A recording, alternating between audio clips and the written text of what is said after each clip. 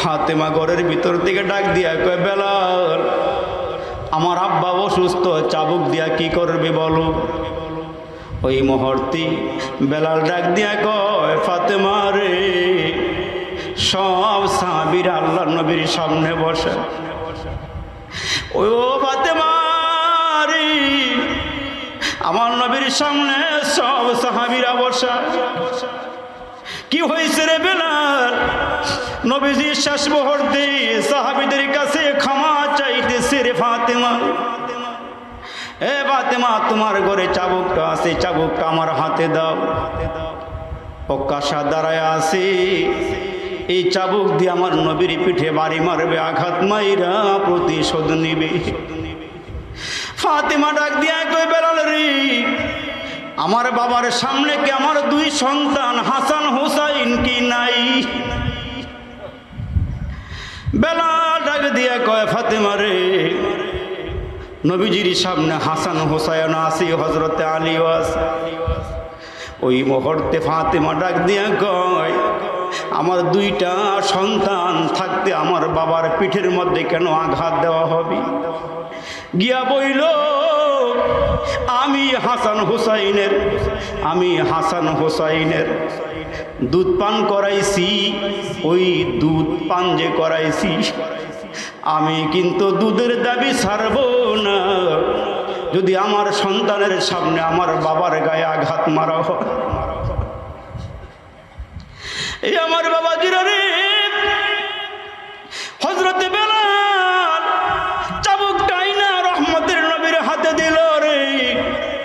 আমার নবী চাবুকটা হাতে নিয়ে ডাক দিয়ে কয়, ও কাশা, তুমি আবার সামনে আসো, এই নাও চাবুকটা নিয়ে আমার গায়ে তুমি আঘাত মারো, বাড়ি মারো। আবু বকরের সামনে দাঁড়ায় ডাক দিয়ে কয়, ও কাশা রে, চাবুক দিয়ে আমার নবীর গায়ে আঘাত দিও না, প্রয়োজনে পিটাইতে পিটাইতে আমারে মেরে ফেলো, রহমতের নবীর গায়ে একটা আঘাতও দিও না, রহমতের নবীর গায়ে একটা ফুলের টোকাও দিও না। ও কাশা ডাক দিয়ে কয়, না, তোমাদেরই কথা আমি মানব না, প্রতিশোধ আমাকে নিতেই হবে, নিতেই হবে। হযরতে ওকাশা হাতের মধ্যে চাবুক নিয়ে আমার নবীর সামনে দাঁড়াইল।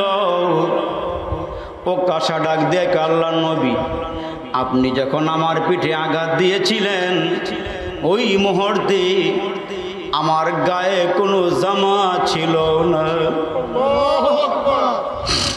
ওগো নবীজি, আমার পিঠটা খোলা ছিল গো নবীজি।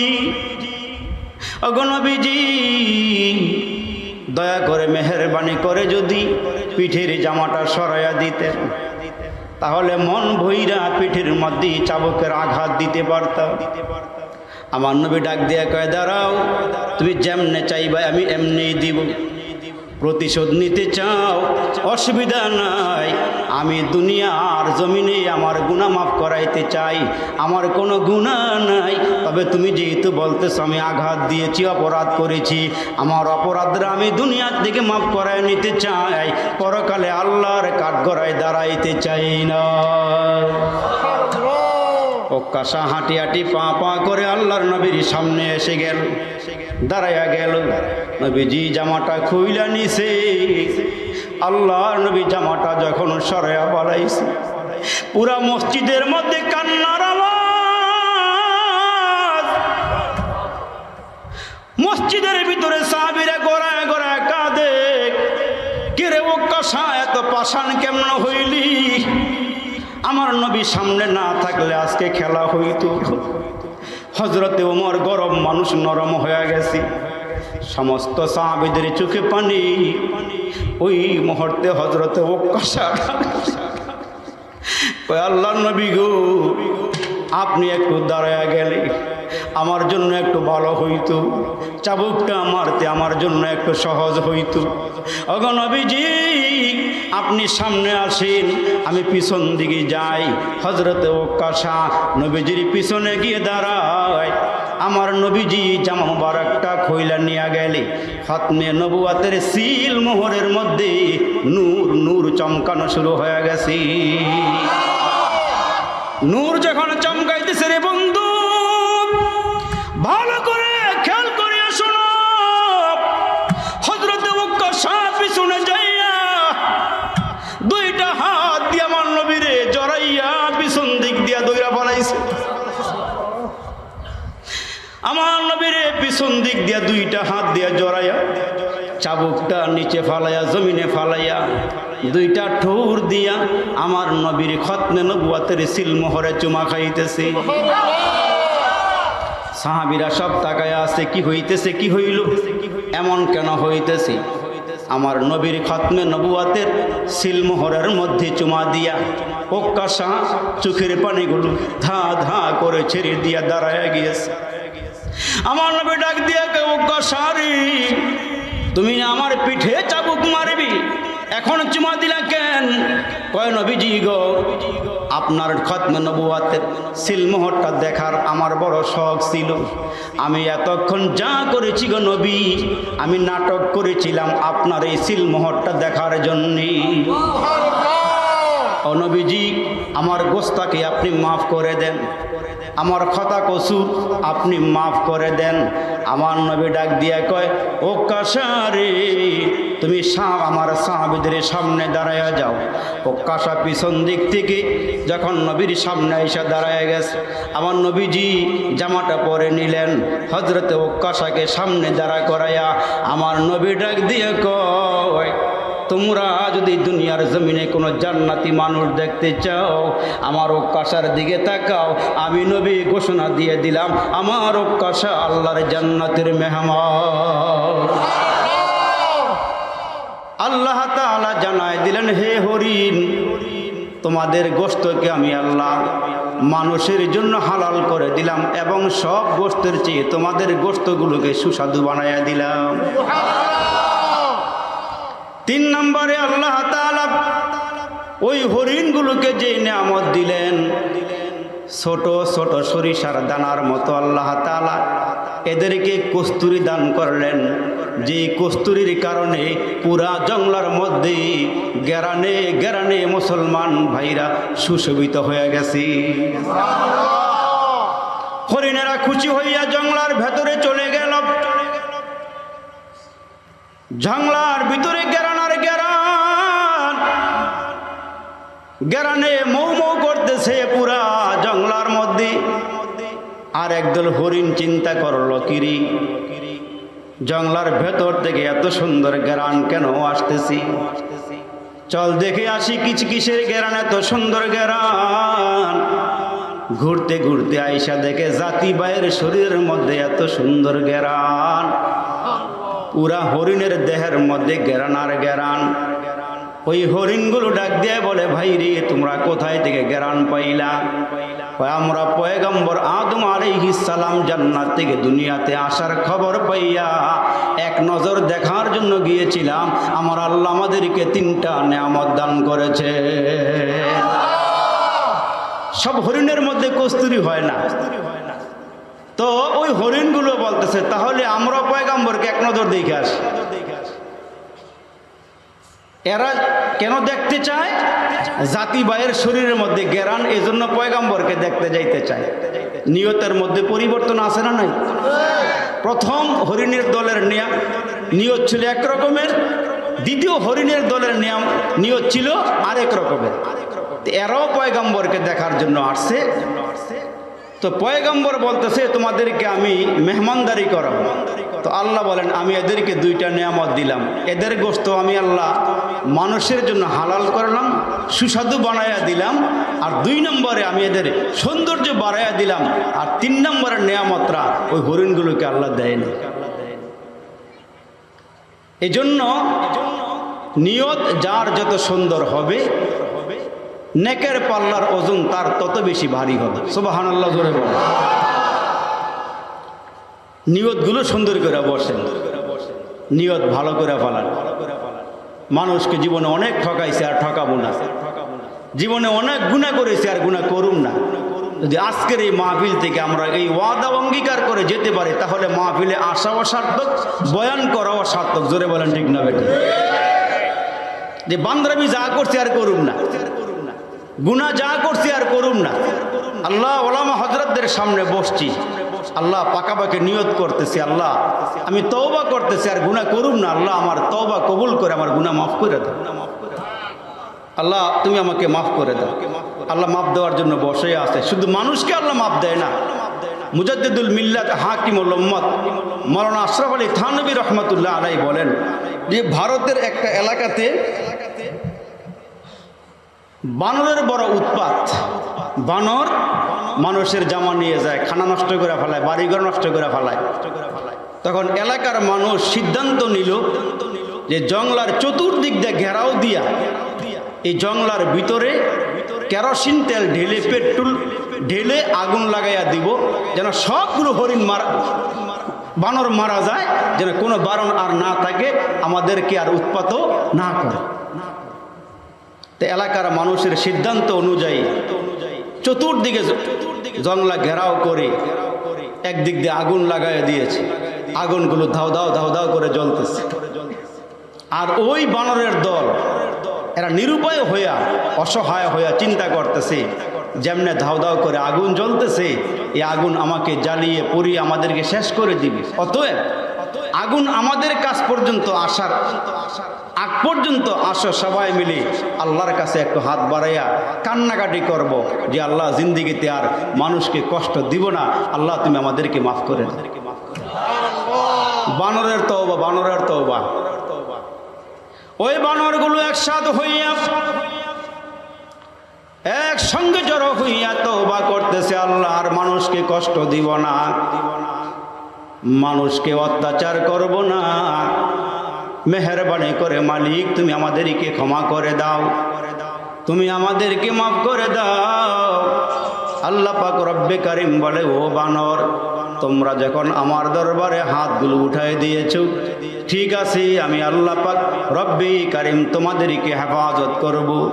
আগুনগুলো জ্বলতে জ্বলতে জ্বলতে জ্বলতে ওই জংলার বানর পর্যন্ত এসে হাজির হয়ে গেছে। বানরের কাছাকাছি আইসা সবগুলো আগুন নিভে গিয়েছি, বানরকে জ্বালাইতে পারে নাই। তখন এলাকার মানুষ বলে, পুরা জংলা পুড়িয়া গিয়া ছাই হইয়া যখন বানর পর্যন্ত এসে হাজির হয়ে গেছি, এদেরকে জ্বালাইবার দরকার নাই, তাহলে দেখা যাক সামনে এরা কি করে। তখন আগুন আর পুনরায় জ্বালায় নাই। ওই যে বানর তওবা করেছি, আল্লাহ পাক বানরের তওবা কবুল করে আগুন থেকে আমার আল্লাহ বাঁচাই দিয়েছি। তো আপনার আমার পয়গম্বর বলেন, হে আমার উম্মতেরা, তোমরা গুনাহ করিয়া, নাফরমানি করিয়া যত গুনাহ করেছো, অপরাধ করেছো রে বান্দা, তোমরা যদি নিজের গুনার কথা স্মরণ করিয়া আমার দরবারে ফিরে আসো, তোমাদেরকে আমি এত মায়া করি, এত মহাব্বত করি, এরে বান্দা সেজদা দিলেও খাওয়াই, না দিলেও খাওয়াই, 5 ওয়াক্ত নামাজ পড়লেও খাওয়াই, না পড়লেও খাওয়াই, হারাম খাইলেও কোনো কিছুই বলি না, ঘুষ খাইলেও আমি আল্লাহ কিছুই বলি না, সুদ খাইলেও আমি আল্লাহ কিছুই বলি না, জিনা করলেও আমি কোনো কিছু বলি না, ইয়াবা পান করলেও আমি কিছু বলি না। আল্লাহ পাক রব্বে কারিম বলেন, আমি তোমাদের জন্য এত বড় মায়াওয়ালা, তোমার আব্বা আম্মার চেয়ে আমি আল্লাহ কোটি কোটি গুণ বেশি তোমাদেরকে মায়া করি। আওয়াজ হয় না, জোরে আওয়াজ দিয়ে বলেন না সুবহানাল্লাহ। আচ্ছা আপনারা বলেন তো, কোনো বাবা কোনো মা কি এমন আছে যে নিজের সন্তানটাকে একটা রুমের ভিতরে ঢুকাইয়া দরওয়াজা জানালা বন্ধ করে দিয়া ওই বাচ্চাকে কামড়াইবার জন্য বিশাল বড় একটা বিষাক্ত সাপ ঘরের মধ্যে ছেড়ে দিয়া আর দরওয়াজা বাহির থেকে বন্ধ কইরা আব্বা আম্মা চলে গেছে, এমন কোন আব্বা আম্মা দুনিয়াতে আছে? কেন? আব্বা আম্মা সন্তানকে মায়া করে বিদায় এই কাজটা আব্বা আম্মা করতে পারে না। তো আল্লাহ তাআলা বলেন, হে আমার বান্দারা, তোমার মা তোমাকে পেটে বহন করছে, তোমার মা তোমাকে বানায় নাই, তোমার আব্বার 1 ফোঁটা নাপাক পানি তোমার মার রেহেমের ভিতরে গিয়া তোমাকে আমি আল্লাহ সৃষ্টি করেছি। যে মা যে বাবা ওই 1 ফোঁটা নাপাক পানির কারণে পেটের মধ্যে সন্তানটা রাখার কারণে কোনো আব্বা আম্মা তার সন্তানকে ঘরে আটকাইয়া সাপের কামড় খাওয়াইতে পারে না। কেন?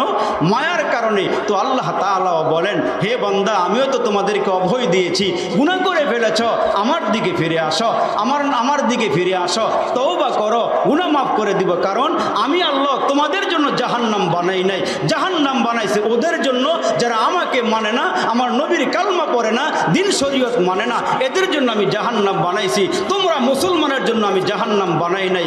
আল্লাহ ডাক দিয়ে বলেছেন, ইয়া আইয়ুহাল্লাযীনা আমানুত্তাকুল্লাহ হাক্কা তুকাতিহি ওয়া লা তামুতুন্না ইল্লা ওয়া আনতুম মুসলিমুন। আল্লাহ বলেছেন আমাকে ভয় করো, ভয় করার মতো, আর মুসলমান না হয়ে কবরে আসিও না। মুসলমানের জন্য আমি জাহান্নাম বানাই নাই, আমি আল্লাহ মুসলমানের জন্য চিরশান্তির জায়গা জান্নাত বানাই রেখেছি। জাহান্নাম তো মুসলমানের লেগে বানাই নাই। কিন্তু আমরা যদি গুনাহ নিয়ে কবরে যাই, তখন আল্লাহ বলেন তোমাদেরকে শাস্তি না দিয়ে আমি আর পারতেছি। আল্লাহ ডেকে ডেকে বলেন, হ্যাঁ বান্দা বান্দি শোনো,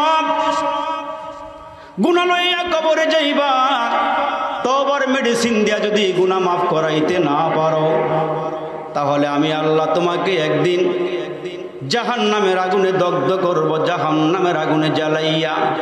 তোমার গুনাহগুলো যেদিন সাফ হয়ে যাবে, যেদিন তোমার গুনাহগুলো মাফ হয়ে যাবে, ওই বান্দা জাহান্নামের আগুনের মধ্যে পড়িয়া আব্বা পাবে না, মা পাবে না, ভাই পাবে না, বোন পাবে না। ওই মুহূর্তে বান্দা বান্দি জাহান্নামের অতল গহ্বরে আল্লাহকে ডাক দিবে, কিন্তু গুনাহ থাকা অবস্থায় আল্লাহ কারো ডাক শুনবে না। যেদিন জাহান্নামের আগুনে জ্বলা পুরা ছারখার হইয়া মুসলমান গুনাহগুলো সাফ হয়ে যাবে, ওই দিন মানুষগুলো আল্লাহকে ডাক দিয়ে বলবে, ইয়া হান্নান ইয়া মান্নান, ইয়া হান্নান ইয়া মান্নান। এই আওয়াজটা জিবরাইল আমিনকে আল্লাহ পাঠাইয়া দিয়া বলবেন, যাও রে জিবরাইল, জাহান্নামের কিনারায় গিয়া দেখো আমার নবীর উম্মতের খবর কি। জাহান্নামের কিনারায় গিয়া দেখো আমার নবীর উম্মতের খবর কি। জাহান্নামের ফেরেশতার কালার হবে এক ধরনের, রং হবে এক ধরনের, আর জান্নাতি ফেরেশতাদের কালার হবে আরেক রকমের। হঠাৎ করে জিবরাইল আমিন যখন জাহান্নামের কিনারায় যাবে, জাহান্নামের কিনারায় যাওয়ার পরে হঠাৎ করে দেখা যাবে ওই ফেরেশতারা জিজ্ঞেস করবে, আপনি কি? আমার নাম হলো জিবরাইল। আপনি কেন আসছেন? আমি আসি নাই, আমার আল্লাহ পাঠাইছেন শেষ জামানার নবীর উম্মতের খবর নেওয়ার জন্যে। উম্মতের খবর কি বলো? ওই মুহূর্তে উম্মতে মুহাম্মাদের খবর কি? নবী মুহাম্মাদের পক্ষ থেকে আসা হয়েছে। নবীজির নামটা আমরা যেদিন শুনব, আমাদের পেয়ারা নবীর নাম শোনার পর হঠাৎ করে জাহান্নামের কিনারায় নবীজির নাম শোনার পরে ওই মানুষগুলো জাহান্নামের ভিতর থেকে ডাক দিয়া দিয়া বলবে, কে? এই ফেরেশতাটা দেখতে ভিন্ন রকমের মনে হয়। আমরা আগুনে জলে পড়ে ছারখার হয়ে গেছি, আমাদের মাথা ঠিক নাই, হাত পা ঠিক নাই, সব জ্বালায়া পড়ায়া ছারখার করে দিয়েছি। তুমি কে গো? বলবে, আমি জিবরাইল। আমি। ও জিবরাইল, তুমি কেন আসছো বলো? কয়, তোমাদের খবর নেওয়ার জন্য আসছি। কয়, আমরা যে আল্লাহকে লাখ লাখ বছর ধরে ডাকতেছি, আল্লাহ কি আমাদের ডাক শোনে না? জিবরাইল ডেকে বলবে, এরে বান্দা বান্দি, কেমনে আমার আল্লাহ ডাক শুনবি? আমার আল্লাহ ডাক দিয়া বলেছিলেন, বান্দা গুনাহ করেছো, 24 ঘন্টার ভিতরে যদি একটা মুহূর্তে তওবা করতে পারো, আমার আল্লাহ তোমার সব গুনাহ খাতা মাফ করে দিবি। তোমাকে দুনিয়াতে অভয় দেওয়ার পরেও ক্ষমা চাও নাই, তুমি তো মাপ চাও নাই। এ বান্দা, এখন কি চাও? কয়, ভাই জিবরাইল, আমাদের খবরটা একটু নবী মুহাম্মাদের কাছে গিয়া বলিও। আমরা জ্বলিয়া পড়িয়া ছারখার হয়ে গেছি, দুনিয়ার আগুন সইতে পারি না, দুনিয়ার শীত আমরা সইতে পারি না। এর নবীর উম্মতের দল যেমনে মনে চায় এমনি চলতেছি। আলেম ওলামা ভালো লাগে না, মসজিদ ভালো লাগে না, মাদ্রাসা ভালো লাগে না, হক্কানে পীর বুজুর্গ ভালো লাগে না, ওয়াজ মাহফিল দিলে নাক ছিটকায়। এত ঘন ঘন ওয়াজ দেওয়ার কি দরকার? এর নবীর উম্মত, এত ঘন ঘন কেন ওয়াজ দেওয়া হয় এখন বুঝে না আসলেও একটা সময় এমন হবে, ওই দিন বলবেন, ইয়া আল্লাহ, আমাদেরকে দুনিয়াতে আবার পাঠাও। আলেম ওলামার কথা শুনি, ওয়াজ মাহফিলে যাই, একটু ভালো কথা শুই না আমল করে আসি। ওই মুহূর্তে আমার আল্লাহ বলবেন, না, দুনিয়াতে পুনরায় যাওয়ার কোনো সুযোগ নাই, যেতে পারবে না। এ বান্দা এখানেই তোমাদের কি থাকা লাগবে। জিবরাইল ফেরেশতা গিয়া বলবে, ওগো নবীজি, আমি দেখে আসছি জাহান্নামের মধ্যে আপনার উম্মতেরা জ্বলিয়া পড়িয়া সারখার হয়ে গেছে। নবীজি ডেকে ডেকে বলবে, ও জিবরাইল, তারা কি চায়? তারা কি চায়? কই তারা জাহান্নাম থেকে নাজাত চায়, জাহান্নামের আগুন থেকে বাঁচতে চায়। আমার আল্লাহ ওই মুহূর্তে ডেকে বলবে, ওগো নবীজি, দুনিয়াতে আপনাকে আমি এতিম বানাইছিলাম। দুনিয়াতে আসার পর বাবা দেখেন না কত রাত নবীজি আব্বার কথা স্মরণ করিয়া কাঁদি। রাস্তায় ঘুরিয়া ঘুরিয়া মানুষ দেখলে পরে বাবার কথা মনে পড়ে যায়। এই নবীর উম্মতের দল ওই নবী আল্লাহর কাছে গিয়া বলবে, মালিকু, দুনিয়াতে ভালো খানা চাই নাই, দুনিয়াতে ভালো ঘর চাই নাই, দুনিয়াতে আরামায়েশ চাই নাই। আল্লাহ গো, এই মুহূর্তে আমি একটা জিনিস তোমার কাছে চাই। কই কি চান? বন্ধু গো, যা চাইবেন আপনাকে তাই দান করা হবে। বলেন আপনি আমার কাছে কি চান? ওই মুহূর্তে আপনার আমার পয়গম্বর বলবে, আল্লাহ, আমার সবগুলো উম্মত জাহান্নাম থেকে নাজাত দিব, আমি এটাই চাই। ওই জাহান্নামে মানুষ ইয়া হান্নান ইয়া মান্নান বলিয়া ডাক দিবে গো। ইয়া হান্নান ইয়া মান্নান বলিয়া যখন ডাক দিবে, আমার আল্লাহ বলবে, দুনিয়াতে ডাকস নাই, এখানে কেন আমার ডাকস? কি হইছে বল। কয় আল্লাহ, এই হাত তোমার দেওয়া, এই দেহটা তোমার দেওয়া, ও মাবুদ, এই পাগুলো তোমার দেওয়া। দেখো না রে মাবুদ, জাহান্নামের আগুনে জ্বালাইয়া পোড়াইয়া শেষ করে দিয়া বালাইছে। আল্লাহ, জাহান্নামের আগুন থেকে একটু বাঁচাও। আল্লাহ, আর সইতে পারতেছি না। আমার নবী সিজদায় পড়ে যাবে। আমার আল্লাহ ডেকে বলবেন, নবী গো, সিজদার থেকে মাথা উঠান, জাহান্নামের মানুষগুলোকে জাহান্নাম থেকে উঠাইয়া নিয়ে আসেন। আপনি আজকে জাহান্নাম থেকে যারে উঠাইবেন তারই জান্নাত দান করব। এ মুসলমান ভাইরা রে, বিশ্বনবী মুহাম্মদুর রাসূলুল্লাহ সাল্লাল্লাহু আলাইহি ওয়াসাল্লাম হুজরার মধ্যে বসে আছেন। জিবরাইল আমিন দরওয়াজার মধ্যে আইসা আওয়াজ দিলেন, আসসালাতু আসসালামু আলাইকা ইয়া রাসূলুল্লাহ, আসসালাতু আসসালামু আলাইকা ইয়া হাবিবাল্লাহ। নবীজিকে সালাম দিলেন হুজরার বাহিরে দাঁড়ায়া। আমার নবী ঘরের ভিতর থেকে ডাক দিয়া কয়, কে কে আমার দরওয়াজায় দাঁড়াইছো? আমি জিবরাইল। এ জিবরাইল, তুমি কেন আসছো বলো। জিবরাইল ডাক দেয়া কয়, নবী গো, ওগো নবীজি, আমি জাহান্নাম দেখে আসছি, জাহান্নামের আগুন দেখে আসছি। আল্লাহর কাছে জিজ্ঞেস করেছি 7টা জাহান্নামের মধ্যে কারা কারা থাকবি। আল্লাহ গো, আল্লাহ, জাহান্নামে কারা কারা থাকবি। সব বর্ণনা দেওয়ার পর আমার আল্লাহ বলেছেন, আপনার উম্মত নাকি জাহান্নামের আগুনে জ্বলবি।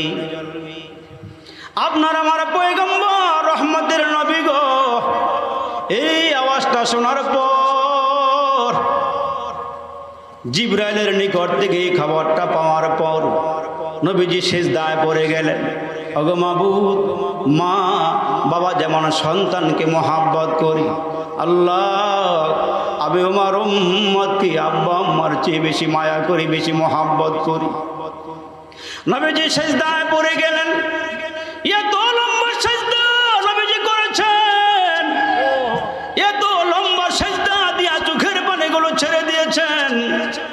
বিশ্ব নবীর চোখের পানি পড়তে পড়তে পড়তে পড়তে জমিনটা ভিজে গেছে।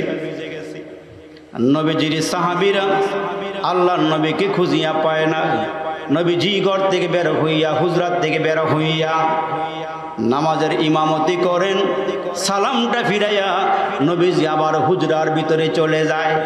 উম্মতের ফিকিরে, উম্মতের চিন্তায় নবীজির চেহারার মধ্যে কোনো হাসি নাই, খুশি নাই, সাহাবীদের সঙ্গে কোনো আলোচনাও নাই। তোমারে আমারে নবী কেমন ভালোবাসি, আর ওই নবীর সুন্নতের বিসর্জন দিয়া, ওই নবীর আদর্শ বিসর্জন দিয়া যেমনে মনে চায় এমনি আমরা চলাফেরা করতেছি।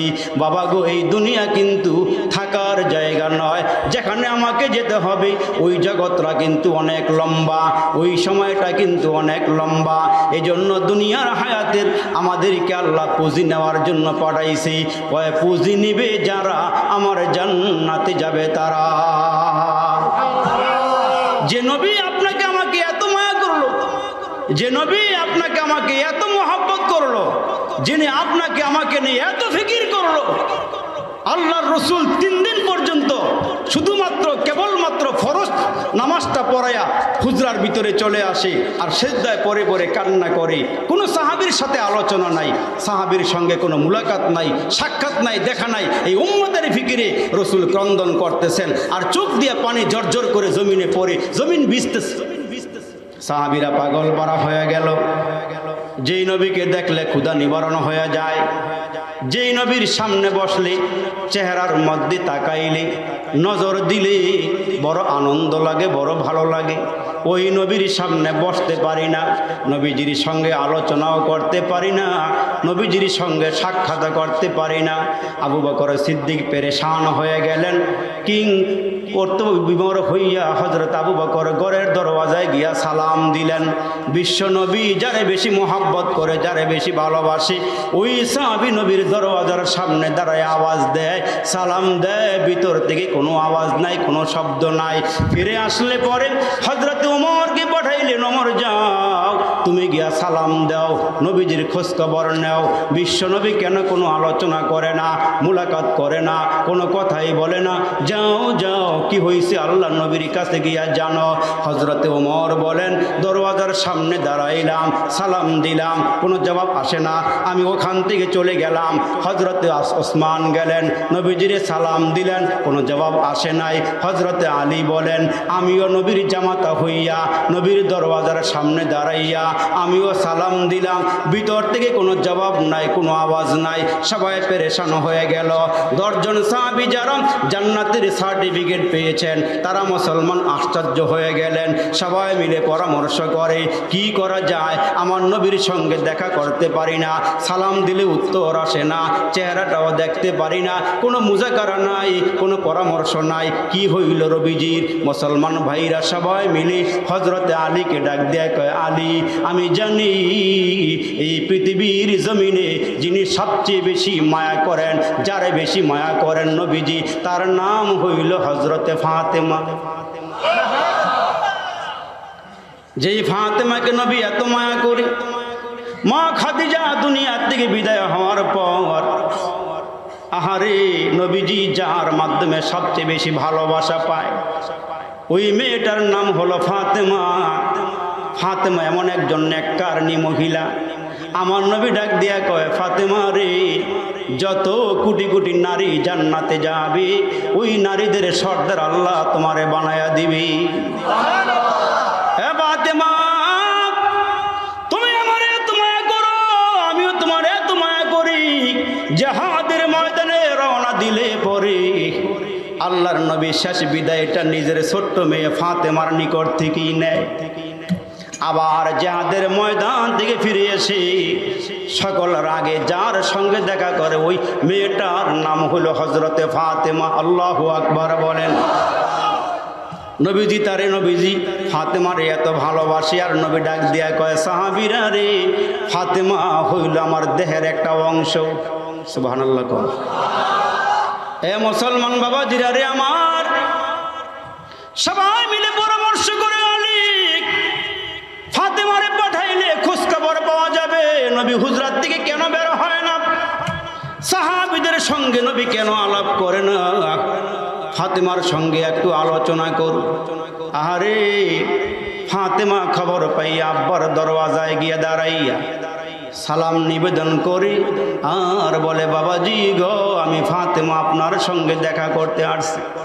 ওই মুহূর্তে আল্লাহর নবী সিজদায় পড়ে কান্না করতেছে। আমার নবীর চোখের পানির দাম কত জানেন? দুনিয়ার সব মানুষের চোখের পানি যদি এক পাল্লায় রাখা হয়, আর আমার নবীর চোখের পানি যদি আর এক পাল্লায় রাখা হয়, তামাম দুনিয়ার সমস্ত মানুষের চোখের পানির মোকাবেলায় আমার নবীর চোখের পানির ওজন বাড়ে হইয়া যাবে। কি কান্নাটা আমার রসুল করেছে। ফাতেমা দরওয়াজায় দাঁড়ায় সালাম দিলে পড়ি বিশ্বনবী জবাব নিলেন, দরওয়াজা খুলে দিলেন। তাকায়া দেখে আমার নবীর চেহারাটা মলিন। ছোট্ট মেয়ে কচি কণ্ঠে ডাক দিয়ে, কে বাবা গো, চেহারাটা এত মলিন হয়েছে কেন বলেন? আপনার চেহারাটা এমন হওয়ার কথা নয় বাবা গো, আপনার চেহারাটা পূর্ণিমার চাঁদের চেয়ে আরো বেশি সুন্দর। এই চেহারাটা কেন মলিন হয়েছে? বাবা, যখন পেটে ক্ষুধা লাগে আপনার চেহারার দিকে তাকাইলে ক্ষুধা নিবারণ হয়ে যায়। আল্লাহু আকবার বলেন। মাঝে মাঝে ঘরে কোনো খানা নাই, কোনো রান্না বান্না নাই। দুইটা সন্তান হাসান হোসাইন, একজন ডানে দাঁড়াইয়া আর একজন বামে দাঁড়াইয়া মার কাঁধে হাত দিয়া কয়, মাগো পেটে বড় ক্ষুধা, কই ঘরে খানা আসেনি, চুলার মধ্যে কোনো আগুন নাই, ঘরে খেজুর আসেনি। ফাতেমা ডাক দিয়া কয়, হাসান হুসাইন রে, না না, ঘরে কোনো রান্না করার মতন কোনো কিছুই নাই, চাউল নাই, আটা নাই, রুটি বানাবো কি দিয়া? হাসান হোসাইন ডাক দিয়া কয়, মাগো এত কিছু বুঝি না, পেটে ক্ষুধা লাগছে, খানা লাগবে, খানা দাও। এমা তুমি না দু জাহানের সর্দার নবীর মেয়ে, এমা করে খানা নাই কেন? ওই মুহূর্তে ফাতেমা চোখে পানি রাখতে পারি না। ফাতেমা চোখের পানিগুলো ছেড়ে দিয়ে জান্নাতের হাসি দিয়া বলে, এরে হাসান হুসাইন, ঘরে কোনো খানা নাই, তবে জানায় দিই শোনো, নানার বাড়িতে চলে যাও, পেটে ক্ষুধা লইয়া নানার ঘরে গিয়া নবুয়তওয়ালা চেহারার দিকে তাকাইয়া থাকবা, আমার আল্লাহ ক্ষুধা নিবারণ করে দিবে। যাও, চলে যাও, যাও, চলে যাও, ক্ষুধা নিবারণ হয়ে যাবে, চলে যাও। হযরতে হাসান হুসাইন বলে, মাঝে মাঝে নানার বাড়িতে গিয়া নানার চেহারার দিকে তাকাইলে গো, আমার আল্লাহ অটোমেটিকলি ক্ষুধা নিবারণ করিয়া দেয়। হযরতে ফাতেমা গিয়ে কয়, বাবা গো এত সুন্দর চেহারা কেন মলিন হয়েছে বলেন? ওই মুহূর্তে আল্লাহর পয়গম্বর ডাক দেয়, কয়, ফাতেমা রে, তুমি জানো না 3 দিন আগে জিবরাইল আমিন আয়েশা খবর বলে গিয়েছে। এ ফাতেমা রে, 3 দিন আগে জিবরাইল আসছিল, আমার ঘরের দরওয়াজার সামনে দাঁড়াইয়া আমারে সালাম দিয়ে জানায়া গিয়েছে, আমার উম্মতেরা নাকি জাহান্নামের আগুনে জ্বলবে। এরে ফাতেমা, আমার উম্মত জাহান্নামের আগুনে থাকবি, জাহান্নামের কুণ্ডলিতে পরে থাকবে, আমি বাহিরে থাকব। এরে ফাতেমা,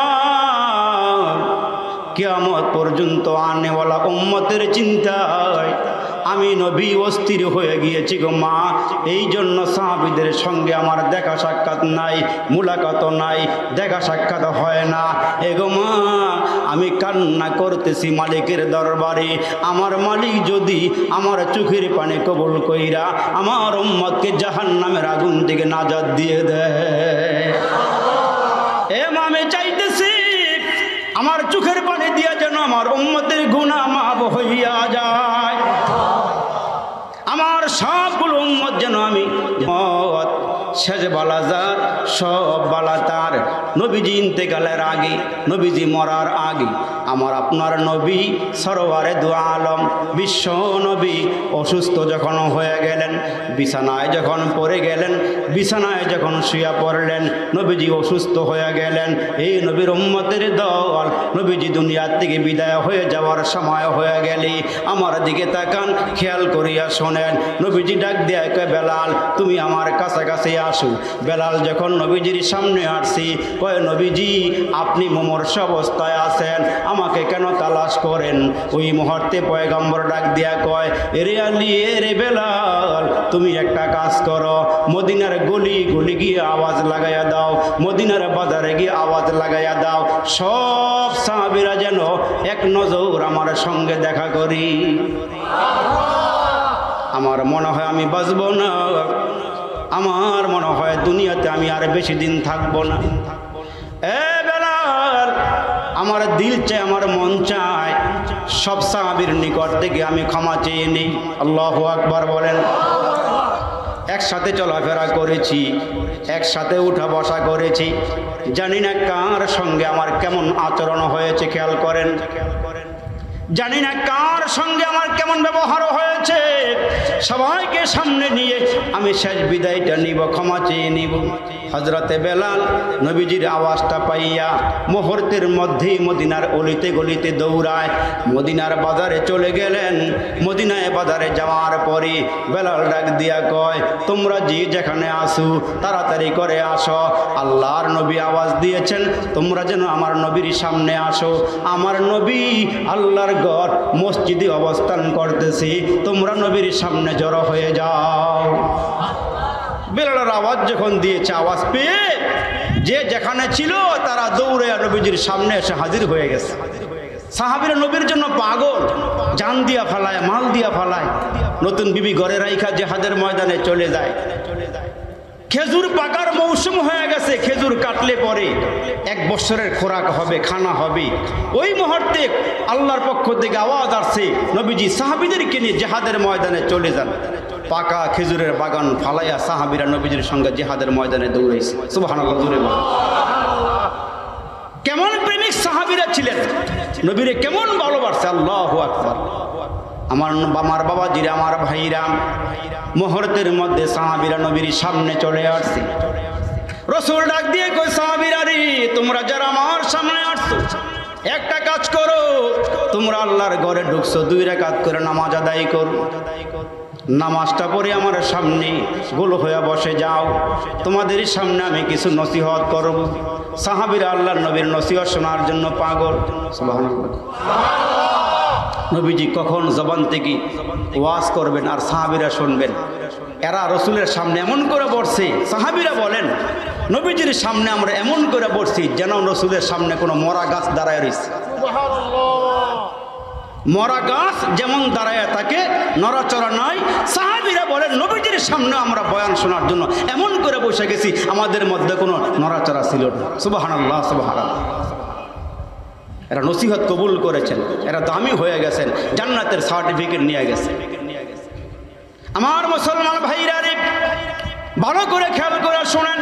বিশ্বনবী দাঁড়ায় বললেন, সাহাবীরা বসো, আমার সামনে তোমরা জড়ো হয়ে যাও, গোল হয়ে বসে যাও। নবীজি বলেন কিছু নসিহত করতে চাই। সাহাবীরা চোখগুলো নবীজির দিকে ঘুরাইয়া দিলেন, কানগুলো খাড়া করে দিয়ে বলেন, নবীজি গো, কি বয়ান করবেন করেন। নবীজি ডাক দিয়ে কয়, শোনো, আমি থাকবো না, তোমাদের মধ্যে 2টা জিনিস দিয়ে যায়। কয় কি দিয়ে যাবেন? কয় 30 পারা কোরআন দিয়ে যায় আর আমার সুন্নত দিয়ে যায়। এই 2টাকে আঁকড়ে ধরবা, কোনোদিন কাফেররা তোমাদেরকে শেষ করতে পারবে না, ধ্বংস করতে পারবে না।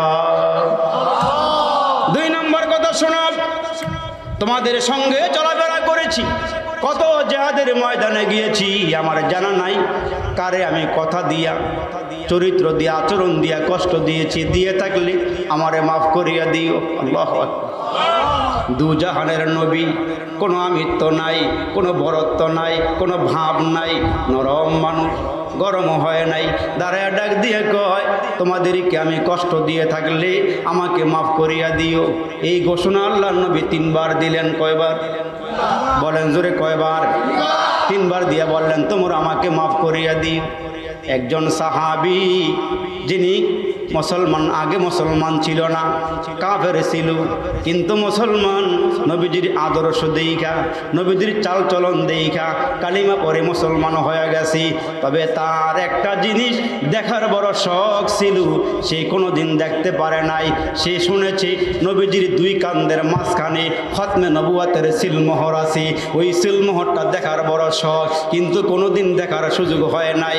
আজকে যেহেতু আল্লাহ রসুল বলেছেন তোমাদের সামনে আমি আছি, তোমাদের কাছে আমি ক্ষমা চাইতেছি, কাউকে কাহার সাথে অন্যায় করে থাকলে আমারে মাফ করে দিও। ওই সাহাবী বলে, আজকে এই সুযোগ। সুবহানাল্লাহ। আর একটু জোরে বলে, আজকে এই সুযোগ। একটা ফন্দি কইরা নবীজির সিলমোহরটা আমি শেষবারের মতো দেখে নেই। এ নবীর উম্মতের দল, ওই সাহাবী রাসূল 3 বার বলার পর মাঝখান থেকে দাঁড়ায় কয়, নবীজি গো, একদিন আপনার সঙ্গে আমি জিহাদের ময়দানে যেতেছিলাম, আপনার ওট আর আমার ওট, আপনার সওয়ারি আর আমার সওয়ারি কাছাকাছি ছিল। ওগো নবীজি, ওই মুহূর্তে আপনার হাতে একটা চাবুক ছিল, আপনার হাতে একটা চাবুক ছিল নবীজি। আমার ওটটা আপনার ওটটা বরাবর হাঁটতেছিল, চলতেছিল। আপনার ওঠের মাথায় গো নবীজি চাবুক দিয়ে আঘাত দিয়েছিলেন। ওই আঘাতটা ওটের মাথায় না লেগে আমার পিঠের মধ্যেই লেগে গিয়েছিল। ওগো নবীজি, ওইটার প্রতিশোধ আমি আজকে নিতে চাই, নিয়ে তারপরে ক্ষমা করব, এর আগে আপনার আমি ক্ষমা করব না, এর আগে আমি ক্ষমা করব না। সাহাবী কয়, আজকে সুযোগ হারাইলি এই সুযোগ আর কোনোদিন পাওয়া যাবে না। এই সুযোগে নবীজির খতমে নবুয়াতের সিলমোহরটা দেইখা লই। তার কারণ আমার নবী হচ্ছে শেষ নবী, আমার নবীর পরে আর কেউ নবী হবেও না, নবী আসবেও না। কেউ আসলে সে হবে 1 নম্বরের ভণ্ডা। ঠিক কিনা জোরে কন? ওই মুহূর্তে সাহাবী কয় দেইখা লই। রসুল ডাক দিয়া কয়, তাই নাকি? কয় হ্যাঁ। নবীজি কয়, আমার সামনে আসো, প্রতিশোধ নে, অসুবিধা নাই। কয়, নবী গো, যেই চাবুক দিয়ে আপনি আমাকে বাড়ি দিয়েছেন ওই চাবুকটা এখন কই আছে বলেন? ওই চাবুকটা আমার লাগবে। যেই চাবুক দিয়ে আপনি আমার পিঠে আঘাত করেছিলেন ওই চাবুকটা আমার লাগবে। আমার নবী ডাক দিয়ে কয়, বেলাল, যেই চাবুকটা আমার হাতে ছিল ওই চাবুকটা ফাতেমার ঘরে আছে, নিয়ে আসে। আমার মেয়ের কাছে আমি চাবুকটা জমা দিয়েছিলাম। এই দিক দিয়া খবরটা পাইছে নবীজি মমর্ষ হালাতে আছে, অসুস্থ অবস্থায় আছে। আর এই সাহাবী চাবুক হাতে নিয়ে আমার নবীর পিঠের মধ্যে বাড়ি মারবে। আবু বকর সিদ্দিক হাউমা করে কান্না শুরু করে দিলেন। হযরতে ওমর আহারে চোখের পানিগুলো ছেড়ে দিলেন। হযরতে আবু বকর সিদ্দিক কাঁদে, হযরতে ওমর কাঁদে, হযরতে ওসমান কাঁদে, হযরতে আলীও কাঁদে। যারা মসজিদে ছিল সবার চোখের মধ্যে পানি জমা হয়ে গেছে। এ আমার ভাই, সাহাবীরা মিলে, ওই সাহাবীর নাম ছিল হযরতে উকাশা। কাছে গিয়ে ডাক দেখে, উকাশা রে, যতগুলো চাবুক মারা দরকার আমাদের পিঠে মারো। আমার নবীর রহমতের নবীর গায়ে একটা ফুলের টোকাও লাগায় হলো। আমার নবীর পিঠে আঘাত দিও না, আমার নবী অসুস্থ। কিন্তু উকাশা দাঁড়ায় ডাক দিয়ে, আবু বকর, না না, আমার নবী 3 বার বলেছেন প্রতিশোধ নেওয়ার জন্য, আমি না নিয়ে ছাড়তে পারবো না। সাহাবীরা ঘুরে ঘুরে কান্দে। হযরতে বেলাল চলে গেছে, ফাতেমার ঘরের সামনে গিয়ে আওয়াজ দিয়া কয়, ফাতেমা রে, তোমার ঘরে নাকি একটা চাবুক রাখা আছে, চাবুকটা নেওয়ার জন্য আসছি। ফাতেমা ঘরের ভিতর থেকে ডাক দিয়া কয়, বেলাল, আমার আব্বা অসুস্থ, চাবুক দিয়া কি করবে বলো? ওই মুহূর্তে বেলাল ডাক দিয়া কয়, ফাতেমা রে, সব সাহাবীরা আল্লাহর নবীর সামনে বসে। ও ফাতেমা রে, আমার নবীর সামনে সব সাহাবীরা বসে। কি হয়েছে রে বেলাল? নবীজি শেষ মুহূর্তে সাহাবীদের কাছে ক্ষমা চাইতেছে রে ফাতেমা। এ ফাতেমা, তোমার ঘরে চাবুকটা আছে, চাবুকটা আমার হাতে দাও। উকাশা দাঁড়ায় আছে, এই চাবুক দিয়ে আমার নবীর পিঠে বাড়ি মারবে, আঘাত মাইরা প্রতিশোধ নিবে। ফাতেমা ডাক দিয়া কই, বেলাল রে, আমার বাবার সামনে কি আমার 2 সন্তান হাসান হুসাইন কি নাই? বেলাল ডাক দিয়া কয়, ফাতেমা রে, নবীজির সামনে হাসান হুসাইন আছে, হযরতে আলীও আছে। ওই মুহূর্তে ফাতেমা ডাক দিয়া কয়, আমার 2টা সন্তান থাকতে আমার বাবার পিঠের মধ্যে কেন আঘাত দেওয়া হবে? গিয়া বইল, আমি হাসান হুসাইনের দুধ পান করাইছি। ওই দুধ পান যে করাইছি, আমি কিন্তু দুধের দাবি ছাড়ব না যদি আমার সন্তানের সামনে আমার বাবার গায়ে আঘাত মারা হয়। এই আমার বাবাজিরা রে, হযরতে বেলাল চাবুকটাই না রহমতের নবীর হাতে দিল রে। আমার নবী চাবুকটা হাতে নিয়ে ডাক দিয়ে কয়, ও কাসা তুমি আবার সামনে আসো, এই নাও চাবুকটা নিয়ে আমার গায়ে তুমি আঘাত মারো, বাড়ি মারো। আবু বকরের সামনে দাঁড়ায় ডাক দিয়ে কয়, ও কাসা রে, চাবুক দিয়ে আমার নবীর গায়ে আঘাত দিও না, প্রয়োজনে পিটাইতে পিটাইতে আমারে মেরে ফেলো, রহমতের নবীর গায়ে একটা আঘাত দিও না,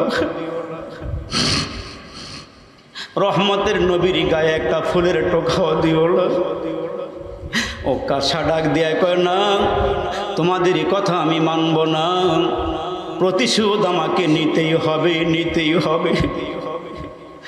হযরতে ও কাসা হাতের মধ্যে চাবুক নিয়ে আমার নবীর সামনে দাঁড়াইল। ও কাসা ডাক দিয়ে কয়, আল্লাহর নবী, আপনি যখন আমার পিঠে আঘাত দিয়েছিলেন ওই মুহূর্তে আমার গায়ে কোনো জামা ছিল না। ওগো নবীজি, আমার পিঠটা খোলা ছিল গো নবীজি।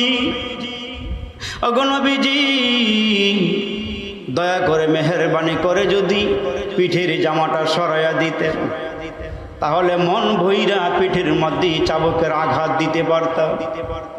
আমার নবী ডাক দিয়ে কয়, দাঁড়াও, তুমি যেমনে চাইবা আমি এমনি দিব।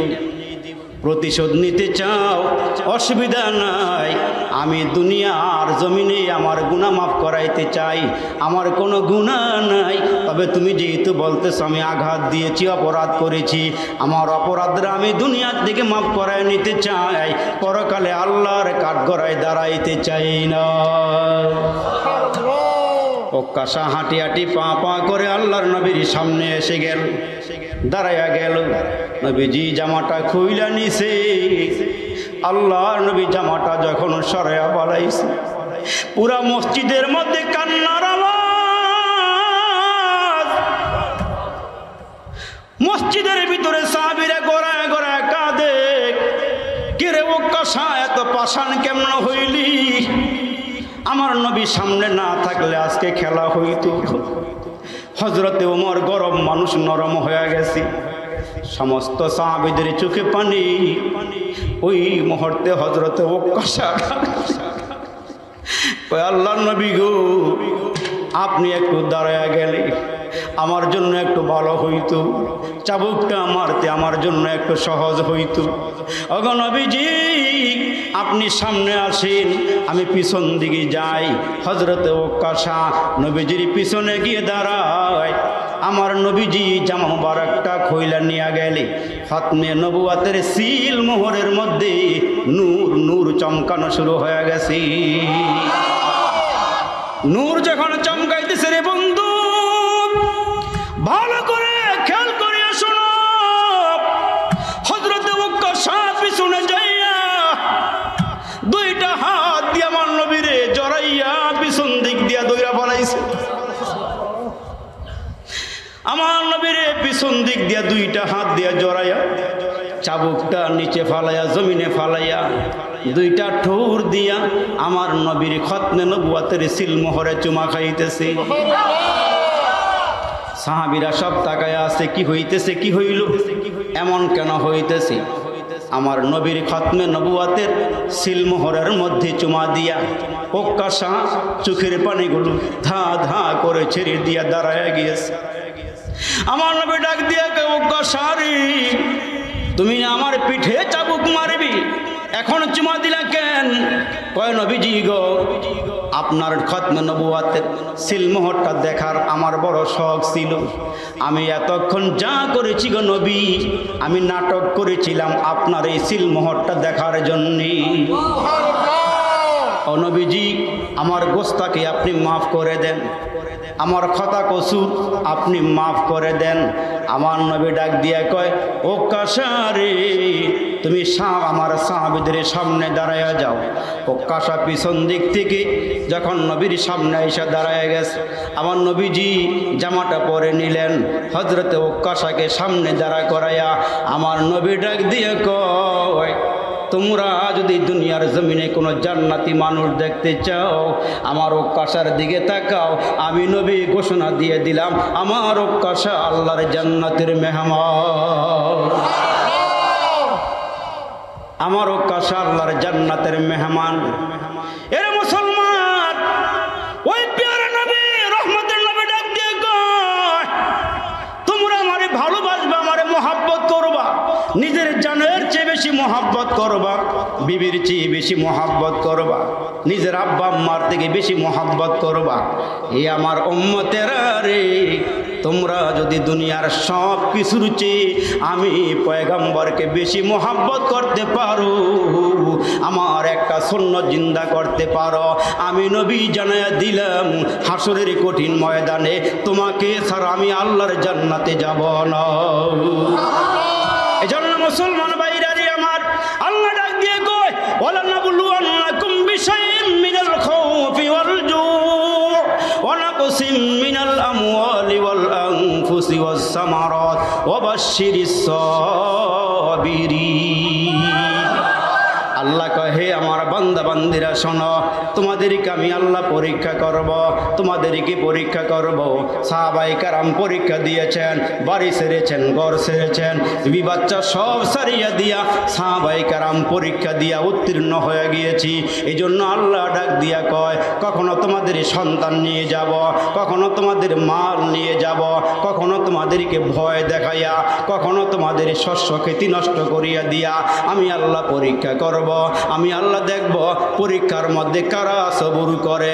যারা সবুর করতে পারবে, যারা ধৈর্য ধারণ করতে পারবে, এদের জন্য আল্লাহর পক্ষ থেকে সুসংবাদ।